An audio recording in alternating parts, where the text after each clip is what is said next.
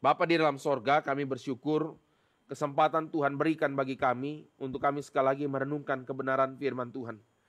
Kami berdoa Tuhan, kiranya Engkau sendiri yang boleh menuntun kami, menegur hati kami, dan menjadikan kami murid-murid Kristus yang setia, yang boleh menyatakan kemuliaan bagi nama Tuhan dimanapun Tuhan menempatkan kami. Kami sadar kami banyak tantangan dan godaan di dalam hidup, tapi biarlah kuasa Tuhan yang jadi nyata di sepanjang kehidupan kami. Terima kasih ya Tuhan, berkati waktu kami ke depan. Dalam nama Tuhan Yesus kami berdoa. Amin. Bapak Ibu Saudara sekalian, hari ini kita akan merenungkan satu bagian dari Matius pasal 9. Kita buka Alkitab kita, Matius pasal yang ke-9.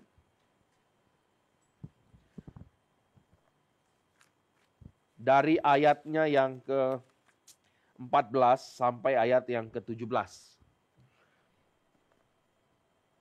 Ini adalah bagian rangkaian dari eksposisi kita dari Injil Matius ya. Nanti saya akan kasih pemahaman juga mengenai strukturnya.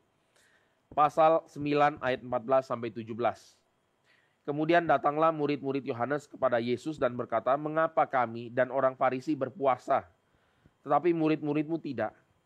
Jawab Yesus kepada mereka, "Dapatkah sahabat-sahabat mempelai laki-laki berduka cita selama mempelai itu bersama mereka? Tapi waktunya akan datang, mempelai itu diambil dari mereka, dan pada waktu itulah mereka akan berpuasa. Tidak seorang pun menambalkan secara kain yang belum susut pada baju tua. Karena jika demikian, kain penambal itu akan mencabik baju itu.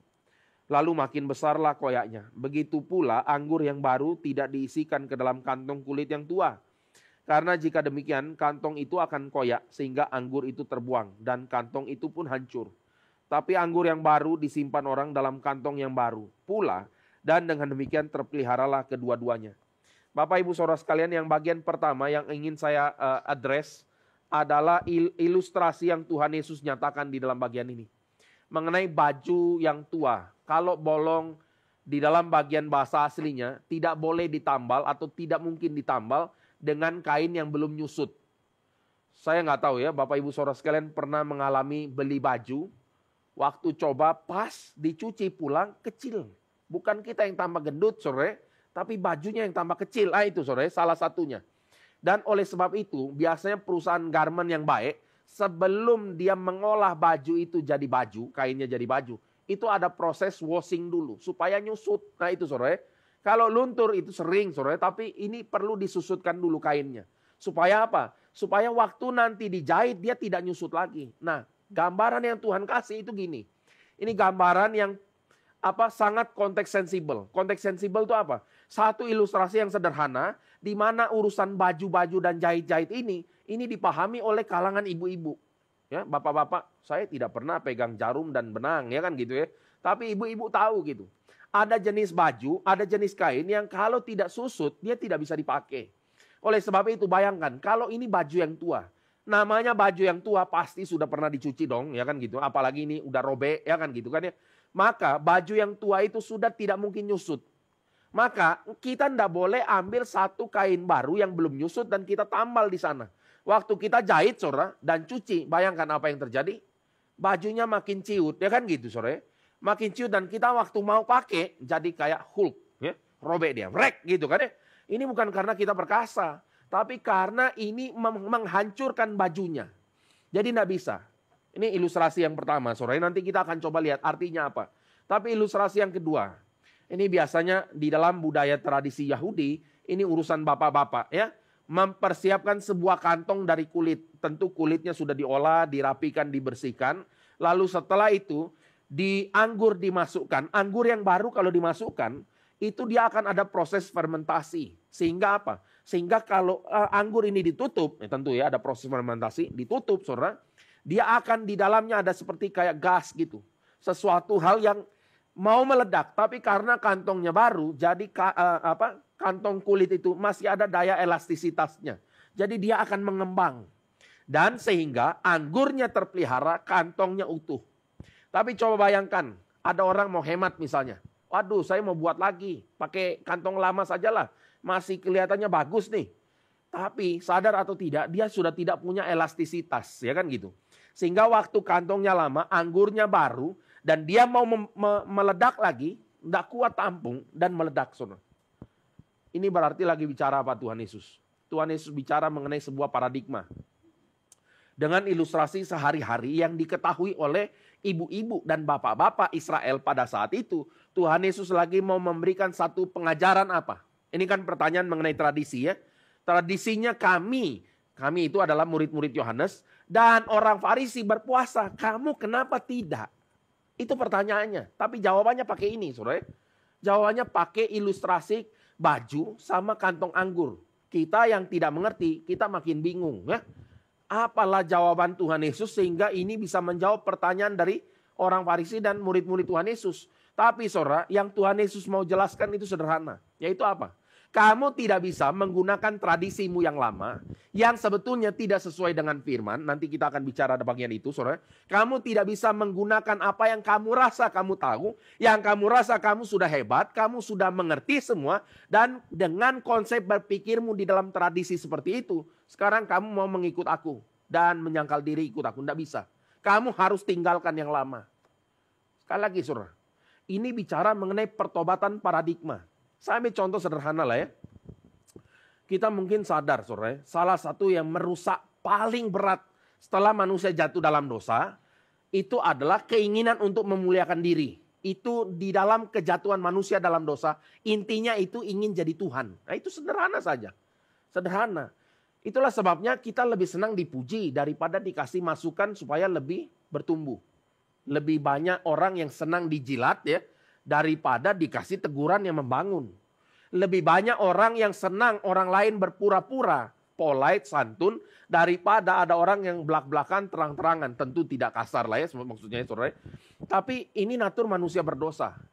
Lebih ingin untuk mendapat satu keadaan yang lebih dipuji, dimuliakan, ditinggikan. Itu nggak heran saudara. Oleh sebab itu banyak manusia yang berusaha setengah mati untuk mendapat penerimaan dari manusia yang lain.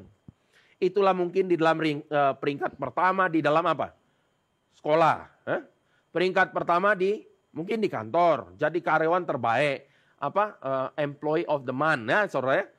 Mungkin juga di dalam konteks gereja jangan juga begini. Pengen menjadi hamba Tuhan yang nomor 1. Misal saudara. Kita nggak tahu lah motivasinya apa. Jadi kita akan melihat ini adalah gambaran kejatuhan manusia dalam dosa. Ingin diterima. Kalau di dalam sisi kognitif tidak berapa baik, saudara, maka yang dilakukan berikutnya adalah ini biasa menekankan kemampuan fisikal. Ini kalau kita lihat di SMP, SMA, cuma ada 2 kategori orang. Yang ketiga itu status antara. Ini lebih menderita lagi mereka, saudara. Yang pintar atau yang kuat. Yang bodoh dan lemah mati digilas, saudara. Jadi kalau dia tidak pintar, minimal kuat itu, saudara. Jadi ototnya yang diandalkan. Jadi orang akan takut dan respect sama mereka. Dan biasa ya, yang dibully adalah orang yang tidak punya apapun. Ya. Orang yang tidak punya apapun itu adalah sasaran empuk, saudara. Apalagi wajahnya culun-culun. Nah ini lebih parah ya. Yang ya gitulah ya. Kalau ke sekolah model baju masuk ke dalam ya, saudara. Itu saya yang kena, saudara. Saya dulu pokoknya kalau pakai baju masuk dalam rapi, saudara. Kita yang sasaran empuk dibully, saudara. Singkat cerita, saudara. Kita akan melihat inilah manusia ingin mendapat sebuah penerimaan. Mereka haus dalam bagian ini. Sehingga, saudara, di dalam keadaan seperti itu, sebuah esensi kejatuhan manusia yang ingin jadi Allah, mendapat kemuliaan. Sekarang yang paling merusak kekristenan apa? Teologi kemakmuran. Itu langsung klop. Bisa lihat ini. Ini langsung klop, saudara. Kenapa? Karena kedagingan manusia dijawab dengan teologi kemakmuran. Maka coba bayangkan ya. Orang yang sudah punya konsep berpikir teologi kemakmuran dalam dia punya benak. Akan tidak mungkin bisa mengamini dan menghidupkan kebenaran firman. Dan bahkan waktu dia baca firman Tuhan. Dia akan baca dengan dia punya kacamata. Sangat susah, saudara. Ini namanya presaposisi. Sulit sekali diubah, saudara. Ini kalau saya ngomong ini adalah namanya blind spot spiritual. Buta rohani, nggak bisa lihat, simply tidak bisa lihat, saudara. Kenapa? Karena dalam benaknya dari kecil, saudara, dia sudah diajarkan bahwa kalau kamu ikut Tuhan, Tuhan akan buka jalan. Ini kalimat benar kan, saudara? Benar nggak? Amin kan? Amin ya kan? Jangan ragu-ragu, saudara. Kalau kita ada pergumulan, Tuhan akan buka jalan nggak? Akan buka jalan, betul. Tapi buka jalannya seperti apa? Itu yang penting untuk kita tahu, saudara. Buka jalannya Tuhan, selalu Tuhan sertai.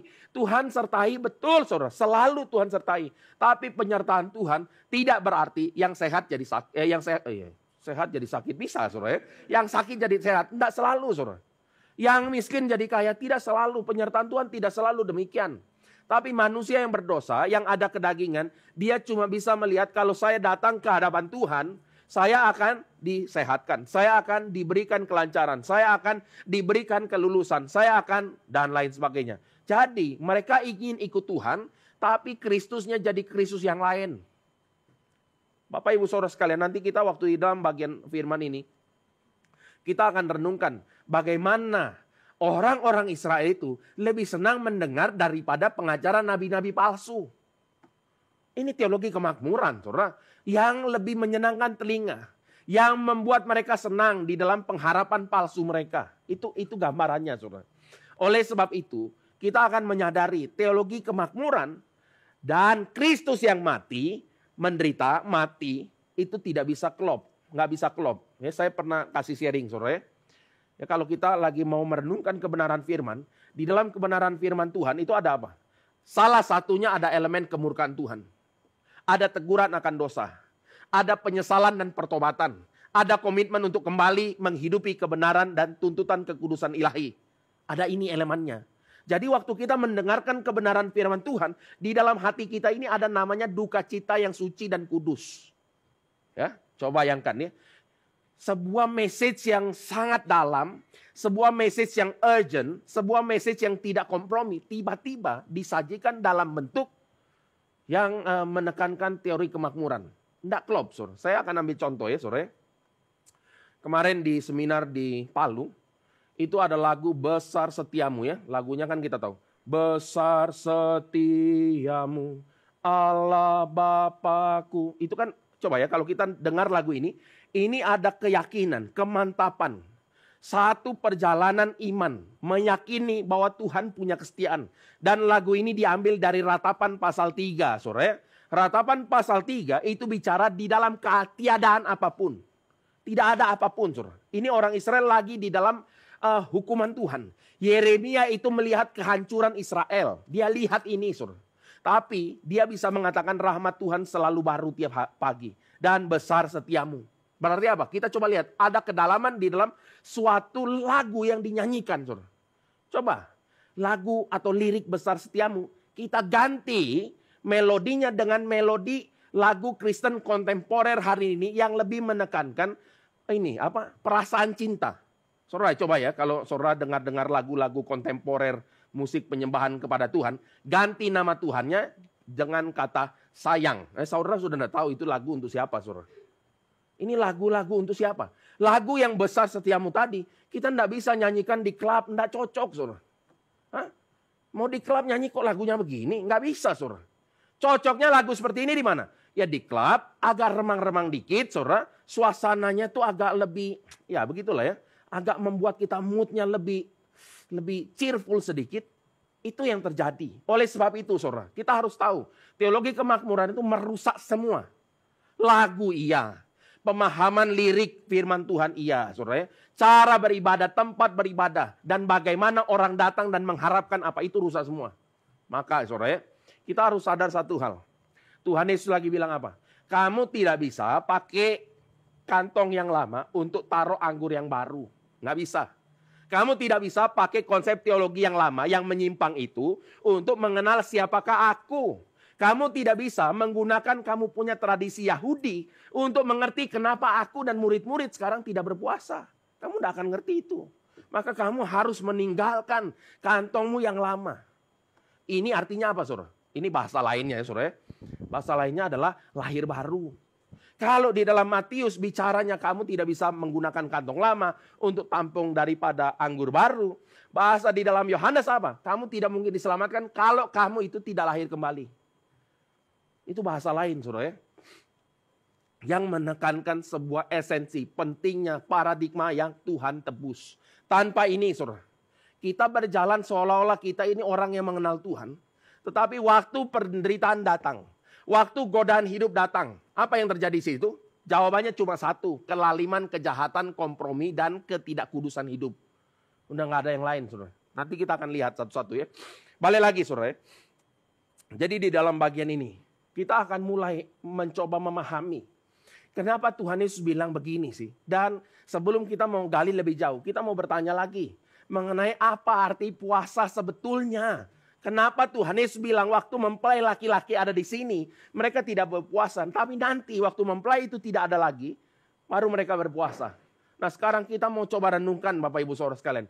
Apa puasa yang dilakukan oleh orang Israel? Fenomena. Dan sekarang ini kalau di Indonesia, umat muslim lagi merayakan namanya bulan puasa. Nanti ada bulan Ramadan, saudara ya, bulan kemenangan itu.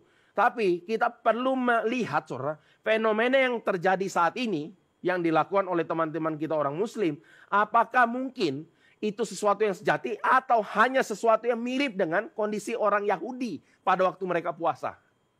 Kita mau bertanya ini, saudara. Kita harus jawab pertanyaan ini.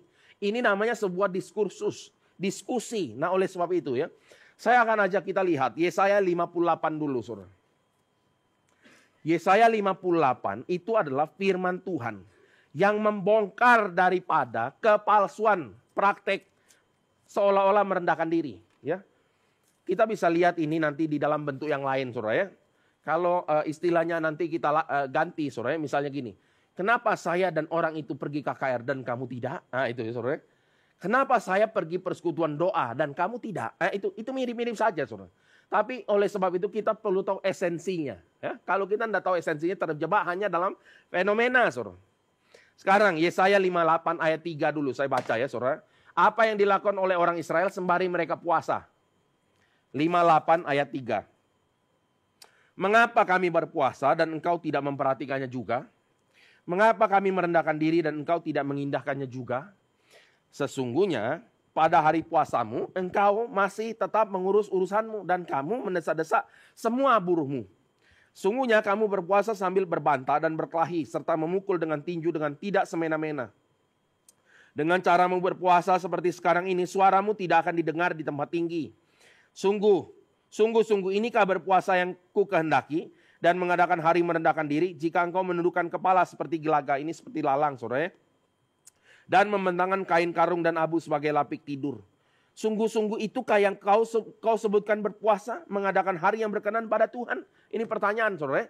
Jadi Tuhan lagi melihat orang Israel itu seolah-olah menggunakan kain kabung. Ini gambaran ya kalau dalam konteks kita. Kira-kira tidur malam itu bukan pakai piyama, tapi pakai karung goni. Gimana, saudara? Saudara pernah tahu kan karung goni? Yang gatal itu kalau kena kulitnya, saudara. Gambarannya adalah orang-orang Israel itu berpuasa sampai pakai kayak karung goni. Terus apa lagi? Abu jadi alas tempat tidur. Itu gambarannya itu kenajisan, saudara. Abu itu kotor. Terus apa? Menundukkan diri, menyembah-nyembah. Ya, mereka menyembah-nyembah Tuhan. Seperti lalang-lalang yang ditiup angin itu loh, saudara. Apa itu yang kau namakan dengan berpuasa? Sementara apa yang kau lakukan, kata Tuhan. Kamu waktu puasa seolah-olah merendahkan diri. Fenomenanya itu kelihatan semua baik, saudara. Kelihatan orang jadi agak sabar, ya kan gitu. Saya puasa nih ya, puasa. Ngomong dulu, saudara. Lalu maksudnya apa? Kalau nggak puasa saya udah pukul kamu di jalanan. Maksudnya gitu kan, saudara. Kita tahu ini adalah bluffing manusia lah. Seolah-olah kayak merendahkan diri. Ini kamu untung ya karena saya puasa. Nah maksud kamu apa? Ini sebetulnya adalah satu percikan isi hati nuraninya yang memang jauh dari Tuhan. Memang jauh dari Tuhan. Makanya Tuhan bilang apa? Kamu namakan kamu puasa, kamu cuma tidak makan saja kok. Hah? Terus apa yang kamu lakukan? Kamu masih urus urusanmu sehari-hari. Ngapain urusan kamu sehari-hari? Jawaban singkatnya buat dosa. Jawaban singkatnya apa? Buat dosa. Kamu masih eksploitasi kamu punya karyawan. Kamu masih melakukan perbantahan. Kamu masih berkelahi. Kamu masih melakukan kejahatan. Dan memukul dengan tinju dengan tidak semena-mena. Itu yang dilakukan oleh orang Israel, saudara. Ini dalam situasi seperti ini kita harus bertanya gini. Kalau memang bangsa Indonesia ini adalah bangsa yang religius. Ya, religius ya. Kenapa korupsinya begini? Ya kan gitu kan, saudara. Ini apa? Ini hanya kepalsuan saja, udahlah. Kita harus tahu orang Indonesia adalah orang-orang jahat di mata Tuhan. Udah nggak ada yang lain, saudara. Kita tinggal di bangsa yang seperti ini. Kita tinggal di bangsa seperti ini. Tapi ini harusnya tidak menghasilkan respon apa? Kabur yuk. Nah, ini kan ada gerakan di media sosial. Aduh udah kabur saja. Saudara, kita mau kabur kemana sih? Nah, itu pertanyaan berikutnya. Mau kabur di Eropa? Eropa lebih baik memang dalam hal apa dulu? Hal ekonomi mungkin lebih baik. Hal moralitas tidak tentu lebih baik, saudara. Banyak pergumulan orang di sana juga. Kekristenan mati di sana juga banyak, saudara. Nah, oleh sebab itu ya, sebelum buru-buru, ayo kabur aja lah, apa segala macam lah ya, saudara. Kita perlu pikirkan, kenapa kita ada di Indonesia ini. Kita lahir di Indonesia bukan kebetulan. Bukan kebetulan. Kita ada di kota ini bukan kebetulan. Kita berada di tempat yang salah satu intoleransi paling tinggi. Juga bukan kebetulan, saudara. Kita perlu meresponin dengan satu kerendahan hati dan bertanya-tanya kepada Tuhan. Apa yang kami bisa kerjakan Tuhan untuk menyatakan kemuliaan bagi nama Tuhan. Tapi nanti jawabannya kita hanya mungkin temukan di mana? Di dalam Kristus. Itu saja yang kita mungkin lakukan. Oleh sebab itu Bapak Ibu Saudara sekalian. Kalau orangnya berpuasa, tapi dia tiap hari lakukan korupsi, dia kira-kira puasanya berkenan di hati Tuhan nggak?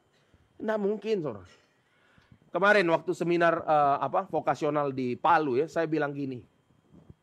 Tuntutan daripada Tuhan, dia adalah menyatakan diri sebagai kepala kan ya. Dan kita anggota tubuhnya, betul kan saudara? Kita bisa bayangkan nggak orang Kristen yang ngomong kepalanya adalah Kristus, tapi di dalam ruang publik, dalam pekerjaannya suap menyuap, ya kan saudara? Sogok menyogok, korupsi ini, korupsi itu. Lalu kurangin ukuran timbangan. Kalau kita lain, bukan ukuran timbangan saudara. Ukuran minyak saudara. Pertamax jadi pertalite, pertalite jadi pertamax. Saya nggak tahu lah yang mana. Pokoknya saudara, kita tahu ini adalah permainan besar. Mungkin nggak saudara? Orang ini adalah orang yang kalau berpuasa dikenan oleh Tuhan. Mungkin nggak? Tidak mungkin saudara. Saya akan ambil contoh lagi ya. Ini sesuatu yang saya alami juga ya. Saya pernah juga namanya berpuasa. Waktu itu berpuasa tanpa kebenaran firman. Itu sederhana saja ya. Ini berpuasa dalam sudut pandang self-center, egoisme, dan apapun lah yang kita bisa bilang ya. Ini dalam konteks pemikiran prosperity gospel. Oke lah, saya admit it ya. Saudara, pokoknya masalah. Puasanya ngapain? Pertama sederhana ya. Saya bilang, teman-teman puasa, teman-teman muslim saya puasa 30 hari. Saya mau 40 hari. Oh lebih keren saudara. Jadi dengan kayaknya 40 hari kelihatan lebih rohani sedikit. Kelihatannya saudara, itu fenomena. Bukan hanya itu saudara. Ada masa-masa di mana saya lagi latihan untuk turnamen bela diri. Itu betul-betul setiap hari hampir datang ke tempat latihan saudara. Sekali latihan 2 jam. 2 jam itu benar-benar fisik semua. Itu sampai mau pingsan-pingsan saudara. Itu tidak mampu, tapi dengan keadaan masih ngotot puasa. Dengan keadaan yang seperti itu, rasa lebih rohani lagi. Ini namanya, saya nggak tahu lah, namanya pokoknya itu kesombongan rohani, kepemikiran yang naif, tidak mengerti. Tapi saya puasa, pertanyaannya ngapain? Ya itu kan yang penting. Bukan fenomenanya. Fenomenanya tidak penting sama sekali. Makanya kadang ada orang-orang yang sudah reform, saudara, sudah dia nak puasa karena yang dia pentingkan adalah esensinya. Hati-hati, ini juga another extreme lah maksudnya ya, saudara. Tapi waktu itu saya puasa kenapa? Jawabannya adalah saya lagi bergumul di SMA, saya mau kuliah kemana? Saya mau minta Tuhan tolong tunjukkan jalan yang paling baik, bukakan jalanmu. Maksudnya apa? Maksudnya ya kita ada pilihan 3-4 biji. Kita tidak tahu yang paling menguntungkan saya itu yang mana. Tuhanlah yang tahu ya kan gitu. Ibaratnya kalau lotre ada hadiah 1 juta, 10 juta, 100 juta, 1 M ya. Misal sore, saya kalau di dalam konteks itu saya berdoa, puasa. Itu maksudnya minta jawaban Tuhan yang mana? Yang 1 M dong, ya kan masa sih? Udah puasa 40 hari jawabannya 1 juta, yang itu kan ngerti sore. Ini adalah teori-teori kemakmuran yang masuk sampai sumsum. Nggak bisa lihat saudara, tidak bisa bedakan, tidak mengerti juga jalannya Tuhan, nggak mengerti. Itulah sebabnya saya mulai sadar saudara. Yang terjadi dengan orang-orang Israel pada waktu mereka seolah-olah merendahkan diri. Mereka cari jalan keselamatan mereka sendiri.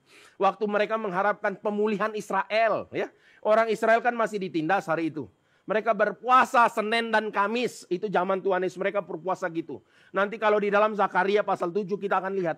Mereka puasa di dalam zaman-zaman sebelum mereka masuk ke dalam zaman Tuhan Yesus. Mereka puasa bulan 5 dan bulan 7. Banyak loh itu. Bulan 5 dan bulan 7 dalam 1 tahun berarti puasa kira-kira 2 bulan. Saudara. Selama berapa tahun? Selama 70 tahun. Banyak gak itu? Lumayan saudara. Mereka puasa tujuannya apa sih? Untuk supaya Israel dipulihkan. Untuk kemuliaan Israel atau kemuliaan Tuhan saudara? Jawabannya kemuliaan diri. Itu sebabnya mereka waktu lihat Sang Mesias, Sang Raja ada di depan mata, mereka tidak bisa lihat. Padahal kita jelas saudara, di dalam Matius pasal pertama sudah menjelaskan mengenai apa? Matius sudah menjelaskan yang ada di sini jauh lebih besar daripada karya penciptaan dalam Kejadian pasal pertama. Udah jelas itu. Ini adalah penciptaan baru, era baru. Bukan hanya itu saja saudara. Kita memahami waktu baptisan Tuhan Yesus. Sebetulnya ada suatu jawaban bagi pergumulan orang-orang yang dulu hanya menghidupi fenomena. Apa itu? Yaitu ada announcement, proklamasi. Bapa bilang, ini anakku yang kukasihi. Hanya kepada dia aku berkenan. Kepadanya lah aku berkenan. Saudara. Ini cuma satu-satunya, the only one. Tidak ada other option, tidak ada. Tidak ada jalan keselamatan. Maka kalau misalnya Paus ngomong, ada jalan keselamatan di luar Kristus. Itu bukan dari Tuhan, itu dari iblis. Saudara. Kalimat seperti ini tidak boleh muncul. Saudara. Ini satu-satunya. Bapa bilang hanya kepada dia aku berkenan. Nah, kita sekarang ngomong enggak kok bisa jalan lain. Yang benar ya. Tapi balik lagi saudara ya. Kita akan melihat. Keberkenanan Bapa kepada Kristus. Ini menjadi satu-satunya jalan. Kebenaran, kehidupan dan perkenanan Bapa saudara. Dan masuk di dalam pasal 5 sampai pasal 7. Apa yang kita bisa lihat?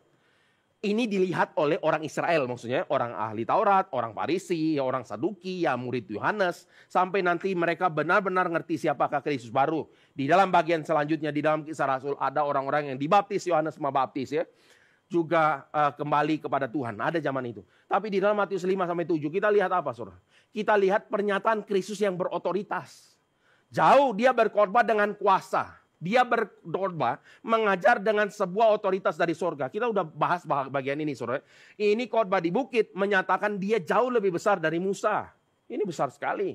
Dan waktu Tuhan Yesus di pasal 8 sampai pasal 9 apa yang kita lihat? Kita lihat dia sekarang bukan hanya punya otoritas dalam pengajaran. Tapi otoritas dalam pernyataan kuasanya. Dia meredakan angin badai itu. Cuma bilang diam, tenang saudara. Dia nggak ngomong, oh Tuhan tenangkan itu badai. Enggak, dia ngomong dari dirinya sendiri. Diam. Iblis bersujud di hadapan Tuhan. Minta pengampunan, bukan. Minta belas kasihan supaya dilempar ke babi-babi. Itu iblis saudara. Dan Kristus di dalam pernyataan kuasanya, dia mengatakan apa? Anak manusia berkuasa untuk mengampuni dosa. Kamu enggak percaya? Lebih gampang mana? Orang itu yang lumpuh kita kasih tahu. Bangun dan berjalanlah atau bilang dosamu sudah diampuni. Itu Tuhan Yesus kerjakan supaya apa? Supaya orang-orang sadar bahwa Kristus punya kuasa. Besar saudara. Dia bukan hanya itu, dia kerjakan mencari yang hilang ya. Orang kusta, orang kafir, dan seorang perempuan ibu mertua Petrus. Kita udah lihat ini semua. Dan di dalam beberapa minggu yang lalu kita sudah bertanya saudara ya. Mengenai pertanyaan apa? Kristus yang otoritas berkuasa, otoritas pengajaran. Yang kuasanya menyatakan siapakah dia. Pertanyaan paling dasar adalah, sekarang waktu kita menghadap kepada Kristus. Apakah Kristus punya kuasa di dalam hidup kita atau tidak? Maka setelah kita menjadi orang Kristen, saudara, kita harus tahu. Bukan lagi aku milikku sendiri, tapi aku adalah milik Kristus. Jadi kita tidak punya hak untuk apapun yang kita lakukan yang menentang kehendak Bapa di sorga. Tidak ada hak, saudara. Kalau memang kita adalah orang dalam Tuhan. Maka kita tidak bisa melayani Tuhan sembari melakukan urusan yang tersembunyi. Tidak bisa. Kita tidak bisa separuh bilang melayani Tuhan. Separuh lagi melayani kedagingan. Tidak bisa. Tidak ada ruang untuk itu. Ada ruang pertobatan saudara. Tapi tidak ada ruang untuk itu sebetulnya. Oleh sebab itu kita perlu melihat sekali lagi. Di dalam Yesaya 58. Kita boleh lihat apa? Kita boleh lihat Tuhan menegur habis orang Israel. Sekarang kita lanjutkan lagi sedikit ya saudara. Di dalam ayat berikutnya saudara. Kita lihat ayat 6. Kita akan mulai melihat kenapa ini hanya bisa Kristus yang lakukan saudara. Pasal 58 ayat 6. Bukan tadi ya saudara kita udah lihat. Berpuasa yang kukendaki ialah supaya engkau membuka belenggu kelaliman. Melepaskan tali-tali kuk. Supaya engkau memerdekakan orang yang teraniaya. Dan mematahkan setiap kuk. Supaya engkau memecah-mecah rotimu bagi orang yang lapar. Dan membawa ke rumahmu orang miskin yang tidak punya rumah. Dan apabila engkau melihat orang telanjang. Supaya engkau memberi dia pakaian. Dan tidak menyembunyikan diri terhadap saudaramu sendiri. Saudara, sampai bagian ini saya percaya ya, kita mulai ingat apa yang Tuhan Yesus selalu nyatakan. Apa yang Tuhan Yesus nyatakan? Waktu misalnya, waktu di dalam pertanyaan murid-murid Yohanes, pertanyaan Yohanes yang disampaikan melalui murid-muridnya, pertanyaannya kita tahu ya saudara, kami harus menunggu yang lain atau kamulah dia ya? Kamulah dia yang kami nantikan atau kami harus menunggu yang lain? Jawaban Tuhan Yesus apa saudara? Jawaban Tuhan Yesus mengatakan apa? Orang buta melihat, orang lumpuh berjalan, orang mati bangkit, orang miskin kepadanya diberikan kabar sukacita. Ini kalimat besar saudara. Dan nanti waktu kita nanti lihat lagi ya, di dalam Matius 25 ayat 35. Ya, saya summary-kan saja bagian ini ya. Ini kan adalah diskursus terakhir pengajaran Tuhan Yesus yang terakhir di dalam Injil Matius. Ada 5 bagian yang menyatakan paralel dengan Taurat, saudara. Tapi di dalam bagian ini Tuhan Yesus lagi berbicara mengenai akhir zaman. Dia bilang apa? Ketika aku lapar, ketika aku haus ya, ketika aku lapar kamu beri aku makan. Ketika aku haus kamu beri aku minum. Ketika seorang asing, telanjang, sakit dan dalam penjara, kamu membesuk aku, memberi aku tumpangan. Berarti apa saudara? Kita harus tahu sadar satu hal. Semua yang diutarakan di dalam Yesaya pasal 58 ayat 6 dan seterusnya yang tadi kita baca, itu tidak pernah satu kali pun dikerjakan oleh umat manusia sebelum Kristus. Jadi jangan pikir sedekah itu orang-orang semua bisa lakukan. Tidak bisa saudara. Kenapa tidak bisa? Karena di dalam setiap sedekah ada udang di balik batu. Tidak bisa saudara. Sekali lagi itu tidak bisa. Saya ambil contoh gini ya saudara. Apa yang memotivasi orang untuk melakukan sedekah ya di dalam konsep ideologi agama ya. Saya tidak bicara di dalam konsep ini. Konsep anugerah umum Tuhan. Anugerah umum Tuhan ada orang yang sungguh berbelas kasihan tanpa pamrih ada saudara. Tapi di dalam konsep-konsep agama, ideologi-ideologi, itu sedekah itu tidak tanpa pamrih. Pamrihnya apa? Supaya waktu bersedekah dosanya diampuni. Supaya pahalanya dengan dosanya ditimbang. Supaya kalau pahalanya lebih banyak, ini diselamatkan. Berarti tidak murni. Saudara. Apalagi kalau kita lihat praktek di dalam dunia politik. Nah sudah, tidak usah ngomong panjang kan saudara. Kita tahu upaya bagi-bagi makanan siang gratis ini upaya elektoral atau upaya memang mencerdaskan kehidupan bangsa. Bagian dari upaya pemerintah untuk memelihara fakir miskin anak-anak terlantar. Atau ini hanya satu gerakan politik saja untuk meningkatkan elektoral. Tentu jawabannya yang kedua, saudara. Ini jelas terang benderang kok. Dan kita juga bertanya, saudara. Kalau memang negara Indonesia adalah negara yang agama, bukan negara yang penuh dengan penjahat, maka kita akan bertanya satu hal. Kenapa korupsi makin merajalela? Jadi kalau kita bilang menyongsong Indonesia emas ya, 2045, isinya orang begini, saudara. Sudahlah, ya. Jangan terlalu muluk-muluk, saudara ya. Kita harus menghadapi realita di dalam kebenaran firman. Untuk apa? Nanti kita akan respon ya. Yang ditulis di dalam Yeremia. Nanti kita akan masuk. Saudara. Tapi di dalam bagian ini, sekali lagi kita harus bicara. Kenapa hanya Kristus yang memberikan kemungkinan bagi orang itu untuk melakukan diakonia. Kenapa saudara? Karena orang yang di dalam Kristus, dia sudah ditebus. Dia sudah diberikan keinginan baru dan keinginan barunya menyerupai Kristus. Maka kalau Kristus kerjakan pelayanannya, dia mengunjungi, dia bukan hanya mengunjungi, dia menyembuhkan orang kusta, orang yang tidak ada yang mau, saudara. Dia memperhatikan orang-orang terpinggirkan. Dia menjangkau orang-orang yang hina, saudara. Dia melayani tanpa memandang dia punya status. Maksudnya dia itu Allah, saudara. Tapi dia merendahkan diri sampai begitu rupa. Dan dia tidak pandang penerimaan orang. Orang Farisi, ahli Taurat, dia tidak peduli. Makanya dia duduk makan bersama siapa? Matius dan orang-orang berdosa lainnya. Dia tidak peduli semua itu. Tapi kita harus lihat saudara. Orang yang tidak di dalam Kristus tidak mungkin lakukan itu. Kenapa? Karena tidak ada untungnya. Ya saudara. Balik lagi, untungnya buat saya apa? Ini adalah spark atau sesuatu hal yang kita akan lihat di mana saudara. Kalau orang ini dipengaruhi teologi kemakmuran, yang tadi kita udah bilang ya, mendarah daging sampai sumsum tulang belakang, saudara.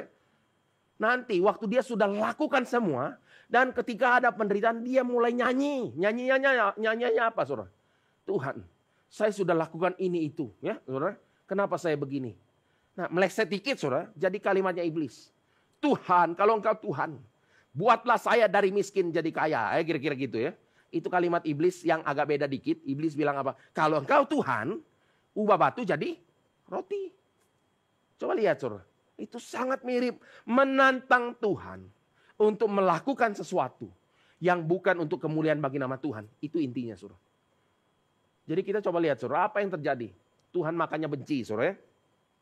Berikutnya ya, kita akan lihat satu lagi ya, masih di dalam Yesaya 58, saudara. Setelah ayat ke-7, kita lihat apa? Ayat 8. Kita mulai lihat, saudara. Pada waktu itulah terangmu akan mereka seperti fajar, lukamu akan pulih dengan segera, kebenaran menjadi barisan depan, dan kemuliaan Tuhan barisan belakangmu. Pada waktu itulah engkau akan memanggil dan Tuhan akan menjawab. Engkau akan berteriak minta tolong dan ia akan berkata, ini aku. Apabila engkau tidak lagi mengenakan kuk kepada sesamamu dan tidak lagi menunjuk-nunjuk orang dengan jari dan memfitnah. Apabila engkau menyerahkan kepada orang lapar apa yang kau inginkan sendiri.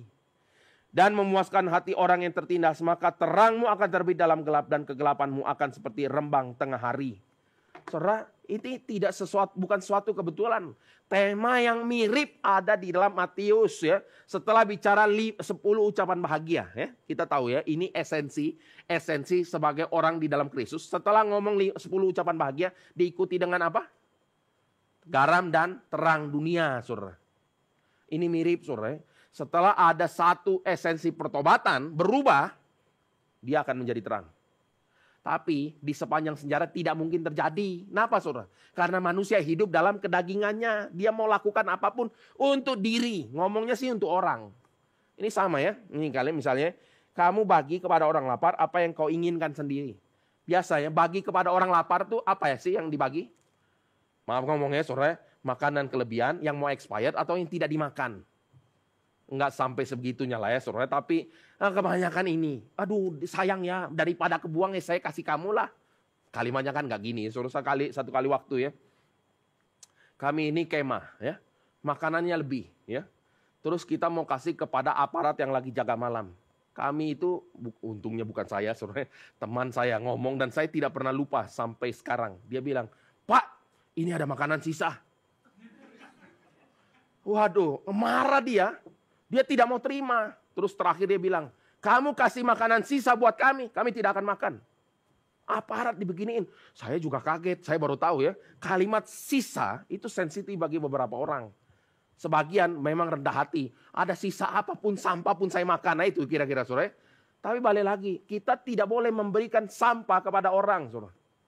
Apa yang kau kehendaki untuk orang perbuat kepadamu, lakukan itu, saudara. Dan kita sudah tahu apa yang paling dalam yang kita boleh buat kepada orang lain. Apa itu? Menyatakan cinta kasih yang kita sudah terima dari Tuhan.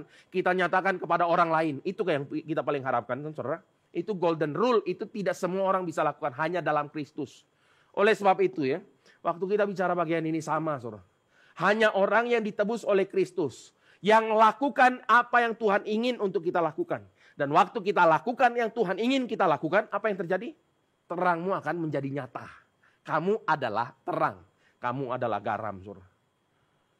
Kita akan mulai bisa melihat, saudara.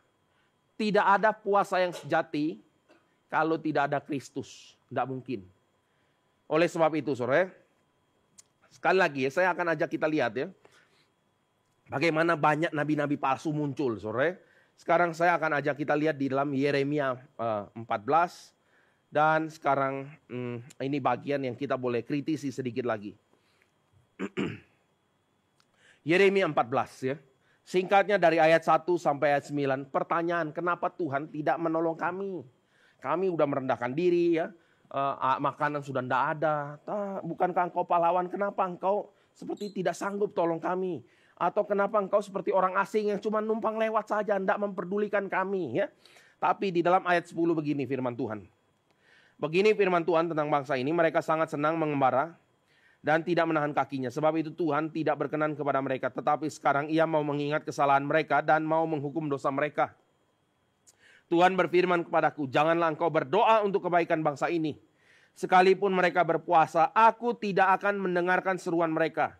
Sekalipun mereka mempersembahkan korban bakaran, korban sajian, aku tidak berkenan kepada mereka. Melainkan aku akan menghabiskan mereka dengan perang, kelaparan, dan dengan penyakit sampar. Lalu Yeremia bilang, aduh Tuhan Allah, bukankah para nabi telah berkata kepada mereka, ini nabi palsu, saudara, kamu tidak akan mengalami perang dan kelaparan tidak akan menimpa kamu, tapi aku akan memberikan kepada kamu damai sejahtera yang mantap di tempat ini. Jawab Tuhan kepadaku, para nabi itu bernubuat palsu demi namaku. Aku tidak mengutus mereka, tidak memerintahkan mereka, dan tidak berfirman kepada mereka. Mereka menubuatkan kepadamu penglihatan bohong, ramalan kosong, tipu rekaan hati sendiri. Ini naturnya, saudara. Dimanapun, di zaman kapanpun, muncul selalu yang namanya nabi palsu. Dan nabi palsu punya perkataan, tidak membawa orang kepada pertobatan. Tidak ada satupun nabi palsu yang bawa orang kepada Tuhan. Tidak. Mereka membawa orang itu kepada keinginan hatinya yang jahat. Udah. Mereka membuat orang itu mau mendengar apa yang mereka mau dengar. Di sepanjang zaman, Bapak Ibu Saudara sekalian. Oleh sebab itu ya. Sekarang kita lihat ya. Di dalam ayat pasal 15, ayat 1. Ini murka Tuhan ya. Tuhan mau mengingat dosa. Ini menakutkan sekali. Lalu ayat pasal 15 ayat 1. Tuhan berfirman kepadaku, sekalipun Musa dan Samuel berdiri di hadapanku, hatiku tidak akan berbalik kepada bangsa ini. Usirlah mereka dari hadapanku, biarlah mereka pergi. Dan apabila mereka bertanya kepadamu, kemana kami harus pergi? Jawab Tuhan apa? Begini firman Tuhan, yang ke maut, ke mautlah. Ke pedang, pedanglah. Yang kelaparan, ke kelaparanlah. Dan yang ketawanan, ketawananlah. Bukan hanya itu saudara, lebih lagi ayat 3. Tuhan akan mendatangkan 4 hukuman, yaitu pedang untuk membunuh, anjing untuk menyeret, burung di udara, dan binatang di bumi untuk memakan dan menghabiskan. Pertanyaannya, kenapa Tuhan tidak berbalik? Kenapa kalau Musa ada dan Samuel ada, kenapa Tuhan tidak menangguhkan? Kenapa? Kenapa kok kejam sekali sih? Kenapa kok sadis? Kenapa? Jawabannya saudara. Nah ini ya, kita tadi sudah refer sedikit ke dalam Zakaria pasal ke-7 ayat 5-8. Ini kita baca sedikit saudara ya. Kenapa? Karena mereka tidak pernah bertobat sekalipun. Ya, jawabannya itu saudara. Kita lihat Zakaria. Zakaria ini kecampur ya bahasa Inggris sama Indonesia saudara. Zakaria pasal 7 ayat 5-8. Zakaria 7 ayat 5-8. Saya bacakan di sini. Katakanlah kepada seluruh rakyat negeri dan kepada para imam demikian. Ketika kamu berpuasa dan meratap dalam bulan yang kelima dan yang ketujuh selama 70 tahun ini, adakah kamu sungguh-sungguh berpuasa untuk aku? Dan ketika kamu makan, ketika kamu minum, bukankah kamu makan dan minum untuk dirimu sendiri? Bukankah ini firman yang telah disampaikan Tuhan dengan perantaran para nabi yang dahulu ketika Yerusalem dengan kota-kota di sekelilingnya masih didiami orang, masih sentosa di tanah Negeb dan daerah bukit masih didiami? Firman Tuhan datang ke Zakaria, ya, ayat ke-9. Begini firman Tuhan semesta alam, laksanakanlah hukum yang benar, tunjukkanlah kesetiaan dan kasih sayang kepada masing-masing. Jangan menindas janda dan anak yatim, orang asing, orang miskin. Jangan merancang kejahatan dalam hatimu terhadap mereka masing-masing. Dan balik lagi, mereka tidak memperdulikan. Di dalam ayat 12 mereka punya hati keras ya. Dan kemudian Tuhan menyatakan penghukumannya saudara. Jadi kita bisa lihat tema yang mirip yang ada di Yeremia saudara. Kita bisa lihat apa? Kita bisa lihat selama mereka lakukan puasa, mereka tidak pernah berpuasa untuk Tuhan. Mereka berpuasa untuk diri. Jadi hukuman Tuhan tidak bertanggung saudara. Meskipun ada Musa dan Samuel di sini, Tuhan tetap akan hukum. Kenapa? Karena mereka memang mengikuti hawa nafsunya yang jahat. Sekali lagi, dengan demikian Bapak Ibu Saudara sekalian, ini adalah satu ucapan syukur kita yang terdalam. Waktu kita bahkan boleh mengerti mengenai puasa. Kita tidak bisa berpuasa tanpa Kristus. Tidak bisa, saudara. Kita tidak bisa lakukan itu. Kenapa? Karena kalau tanpa Kristus hasilnya semua cuma permukaan saja. Ini semua palsu, saudara. Tidak ada yang esensial. Tidak menghasilkan orang itu bertobat sungguh-sungguh dan menjadi berkat. Tidak bisa, saudara. Kalau tanpa Kristus. Dan oleh karena Kristus sudah menebus kita. Kita sudah dilahirbarukan. Sudah diselamatkan. Ini sekarang ekspresi ucapan syukur. Berbuah yang besar, yang banyak, yang melimpah itu. Itu akan menjadi nyata, saudara. Itulah terang, itu akan menjadi nyata. Sekarang bayangkan. Kalau banyak orang yang sungguh-sungguh Kristen berada di dalam ruang publik. Bayangkan, saudara. Berapa besar berkat bagi bangsa ini. Jadi berkat bagi bangsa ini bukan gerakan kabur keluar, saudara. Ini yang benar saja sih. Ini kayak namanya apa ya? Habis manis cepat dibuang. Apalagi? Nila, apa? Saya lupa ya peribahasa itu. Susu sebesar itu nilai setitik, rusak susu sebelanga. Banyak kebaikan Tuhan bagi Indonesia enggak? Banyak, ya kan gitu kan saudara. Jadi apa betul gerakan untuk kabur saja dulu? Saya pikir tidak bertanggung jawab, saudara. Gerakan yang harus dilakukan justru yang sebaliknya. Apa itu? Menetaplah, bekerjalah demi kemuliaan Tuhan, dan menangkan banyak orang, nyatakan kebenaran, kesucian, keadilan, jangan kompromi, jangan terima suap, jangan lakukan hal yang menyimpang. Itu yang kita bisa lakukan, saudara. Tapi kalau kita mengambil bagian dalam rupa-rupa kejahatan, saudara, sadar atau tidak, kita sedang menista nama Tuhan di muka umum. Itu bukan orang Kristen, saudara. Itu tanggungan hukumannya mungkin akan berkali lipat daripada orang-orang yang tidak percaya. Kenapa? Karena orang tidak percaya kalau ditanya, saya nggak tahu. Oke lah, mereka tetap tahu lah, saudara. Itu ada Roma pasal 1, pasal 2. Tahu lah, tapi ya oke lah, saudara. Tapi bagi orang-orang yang sudah datang gereja ya, misalnya ke GRII pula, mati, saudara. Saya nggak tahu apa yang akan terjadi, saudara. Hukumannya mungkin 2-3 kali lipat, lebih parah kali. Itu adalah hukuman untuk orang Farisi dan ahli Taurat. Lebih berat pasti daripada orang marginal Israel pada umumnya. Tapi Bapak Ibu jangan bilang begini, kalau begitu kita jangan ke GRI. Supaya hukumannya tidak diperberat. Nah ini salah, saudara. Responnya tidak tepat, saudara. Respon yang sejati adalah mari kita sama-sama dilengkapi firman. Bertumbuh dalam kebenaran firman. Kita mati-matian melayani demi kemuliaan nama Tuhan. Ini kan respon yang appropriate. Jadi balik lagi terakhir. Pertanyaan yang sama. Apakah Tuhan berotoritas atas hidup kita? Kalau iya, muliakanlah Tuhan. Mari kita berdoa. Bapa di dalam sorga, kami bersyukur untuk kebenaran firman yang kami renungkan pada sore hari ini. Biarlah kuasa Tuhan menyala-nyala atas kami. Karya Roh Kudus menjadi nyata yang menghantar kami untuk mengerjakan panggilan Tuhan di dalam kehidupan kami, dalam semua aspek hidup kami. Kami mohon anugerah-Mu Tuhan, pertolongan-Mu. Karena kami tahu tanpa Engkau kami memang tidak bisa lakukan apapun. Bahkan kami menyadari diri kami banyak kelemahan. Kami juga banyak kesalahan dan dosa. Tapi biarlah Roh Kudus yang hadir dalam hidup kami, menyucikan kami, melahirbarukan kami, memenuhi kami dengan satu kerinduan untuk memuliakan nama Tuhan. Kiranya Tuhan berkati kami ketika kami bekerja. Ketika kami berada di dalam himpitan atasan kami. Situasi politik yang mungkin mengkondisikan kami seolah-olah harus kami kompromi. Tapi biarlah Tuhan membuka mata kami untuk berani mengatakan tidak pada segala bentuk kecurangan. Kami berdoa Tuhan yang memakai kami sehingga nama Tuhan ditinggikan. Dengar doa kami ya Tuhan, dalam nama Tuhan Yesus kami berdoa dan mengucap syukur. Amin.